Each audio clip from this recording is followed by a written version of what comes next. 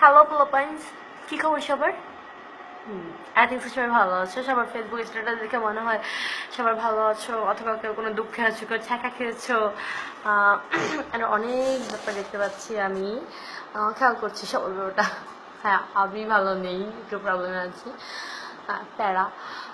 আমরা মানুষরা অনেক বেশি মানসিক প্যারায় থাকি। আমরা মানুষ তো, আমাদের অনেক প্রবলেম থাকতে পারে, অনেক পেন থাকতে পারে। বাট তখন সবচেয়ে বেশি খারাপ লাগে যখন নিজের পেনের ভিতর থেকেও আমাদের বন্ধু যারা, তারা আমাদেরকে বেশি পেন দেয়। আমি এটা কাদেরকে বলছি সেটা বুঝতে পারবো আমার কথা শুনে যে, আচ্ছা, একটা মেয়ে যখন ফেসবুক আইডি খুলে, তার ফেসবুক অ্যাকাউন্টে হাজার হাজার মেসেজ, তারপরে বিশেষ ফ্রেন্ড রিকোয়েস্ট আছে, বাট সে চিনে না, সে কী করে অ্যাকসেপ্ট করবে বলো? সে তো চিনে না কাউকে। আচ্ছা ফাইন, তারপরে যদি প্রোফাইল ঘেটে নতুন কাউকে ভালো লাগে, সে অ্যাকসেপ্ট করলো, ফাইন।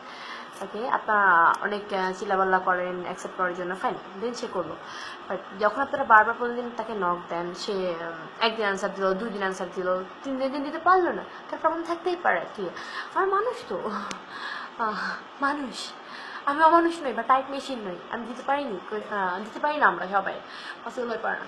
আপনারা একদিন হয়, 2 দিন হয়, 3 দিন হয়, 4 দিনের দিন আপনারা আপনাদের পশুর মতো রূপটা দেখাতে বাধ্য করেন। মানে আপনারা আপনাদের রূপ দেখান, আপনারা যে কতটা জঘন্য হতে পারেন সেটা আপনারা দেখান। কি তাই তো? সেটা দেখাতে খুব ভালো লাগে আপনাদের? ছি, লজ্জা হয় আপনাদের জন্য, কতটা জঘন্য আপনারা। আমি ভাবতেই লজ্জা লাগতেছে যে আমি মানুষ। একটা মেয়ে দেখলে হাই দিতে হবে। আপনারা আপনাদের ব্যাপারটা দেখতেছেন, কেউ বলতেছেন সেলিব্রিটি হয়ে গেছি, কেউ বলতেছেন আমি অনেক কিছু হয়ে গেছি। আমি কিছু হয়ে যাইনি, আমি যেই ছিলাম, যেই আছি, খুব সাধারণ একটা মেয়ে, ফ্রেন্ডলি। হ্যাঁ, ফ্রেন্ডলি, বাট আমি তো মানুষ ভাই, মানুষ না? কয় ধরনের প্রশ্নের উত্তর দেবো আমি?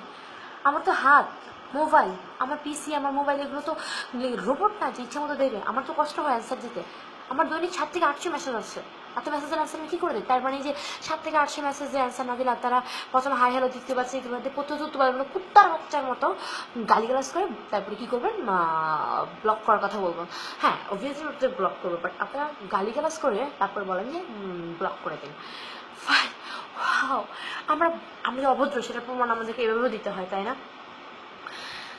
না, আমি কিছু বলার নেই। কেউ চায় না আপনার সাথে কথা বলতে, আপনাদের পার্সোনালিটি রেখে আপনারা কেন চলেন না? কেন তার সাথে এরকম করেন? Please try to understand. হয়তো আপনার বোনও এরকম করার অ্যান্সার দিতে পারে না, আপনার বোনকেও সবাই ঠিক এইভাবেই অপমান করে। আই থিঙ্ক সো আপনি বুঝতে পেরেছেন। আর যারা ভবিষ্যতে আমার সাথে এরকম করার ইচ্ছা আছে, তাদেরকে আমি বলে রাখছি, খুব ভালো মতো কান খুলে শুনে নাও।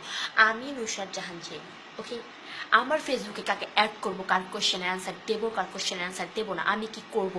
ল্যাংটা ছবি দেবো না ভালো ছবি দেবো, খারাপ স্ট্যাটাস দেবো না ভালো স্ট্যাটাস দেবো, সুবহান আল্লাহ বলবো না মাশাল্লাহ বলবো, আস্তাগফিরুল্লাহ বলবো না কি গালি দেবো, it's my habit, my wish, everything is my, ওকে?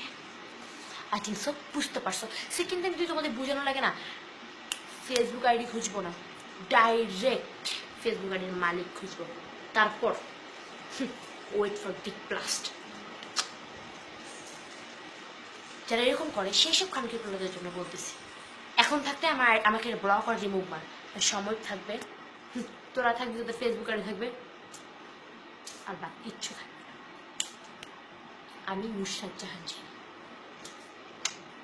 আর বাকি কিছু ফ্রেন্ডরা আছে, ভদ্র ফ্রেন্ডরা, তাদেরকে আমি অতিও মাত্রায় দুঃখিত, আমি অ্যান্সার দিতে পারি না আপনাদেরকে।